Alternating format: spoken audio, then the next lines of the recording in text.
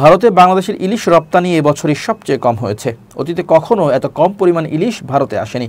গত 17 থেকে 29 সেপ্টেম্বর পর্যন্ত বেনাপোল ও আখাউড়া সীমান্ত দিয়ে ভারতে এসেছে 144 টন 489 কেজি ইলিশ।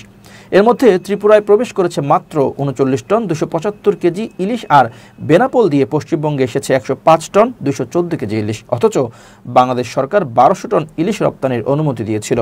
5 অক্টোবরের মধ্যে এই রপ্তানির কাজ শেষ করতে হবে বলে বলা হলেও 4 অক্টোবর রাত থেকে রপ্তানির উপর নিষেধাজ্ঞা আরোপ করা হয়। এছাড়া দুর্গোৎসবের জন্য 5 দিন সব বন্দর দিয়ে আমদানি রপ্তানি বন্ধ ছিল। ফলে মাত্র 13 দিন সময় পাওয়া গিয়েছিল ইলিশ আমদানির জন্য। ইলিশ আমদানির এই হতাশ অবস্থায় মাছ ব্যবসায়ীরা বেশ ক্ষুব্ধ।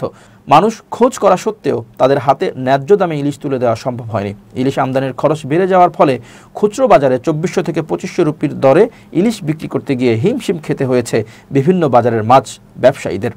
এছাড়াও এবার ইলিশ কম ধরা পড়ায় সেখানকার বাজারেও মাছের দাম অনেক বেশি। ফলে রপ্তানিকারকরাও বেশি দামে মাছ রপ্তানি করতে আগ্রহী হননি। গত 17 সেপ্টেম্বর থেকে ভারতে ইলিশ রপ্তানি শুরু হয়। বাংলাদেশ সরকার সে দেশের 37টি সংস্থাকে $12.5 মূল্যে 5 অক্টোবরের মধ্যে 1200 টন ইলিশ রপ্তানির অনুমোদন দিয়েছিল। সেই মতো গত 17 সেপ্টেম্বর 37 টন 460 কেজির ইলিশের প্রথম চালানটি ভারতে যায়। এরপরে পর্যায়ক্রমে মোট 7 বারের ইলিশ পাঠানো হয়। সর্বশেষ 29 সেপ্টেম্বর ইলিশ এসেছে মাত্র 4 টন 520 কেজি। 24 সেপ্টেম্বর ইলিশ এসেছে মাত্র 1 টন 720 কেজি। এ সময়ের মধ্যে ত্রিপুরায় 8 বারে মোট ইলিশ যায় 39 টন 275 কেজি। ফিশ ইম্পোর্টার্স অ্যাসোসিয়েশনের সাধারণ সম্পাদক সৈয়দ আনোয়ার মাকসুদ বলেন, আমরা জুলাই মাসে অন্তর্বর্তী সরকারের পররাষ্ট্র উপদেষ্টা তৌহিদ হোসেনকে চিঠি দিয়ে জানিয়েছিলাম পর্যাপ্ত সময় দিয়ে রপ্তানির সুযোগ দেয়া হোক, কিন্তু এবার অতীতের চেয়ে আরও কম সময় দেওয়া হয়েছিল।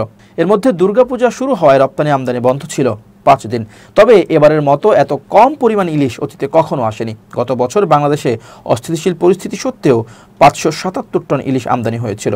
পশ্চিমবঙ্গের বাঙালির কাছে বাংলাদেশের পদ্মার ইলিশের চাহিদা থাকলেও গত 5 বছর ধরে ইলিশ আসা ক্রমশ কমছে। গত বছর বাংলাদেশ সরকার শেষ মুহূর্তে 2420 মেট্রিক টন ইলিশ ভারতে রপ্তানির জন্য বরাদ্দ করলেও সময়ের অভাবে মাত্র 577 মেট্রিক টন ইলিশ আমদানি করা সম্ভব হয়েছিল। গত কয়েক বছর ধরে এই অসুবিধার সম্মুখীন হতে হচ্ছে পশ্চিমবঙ্গের ইলিশ আমদানিকারকদের।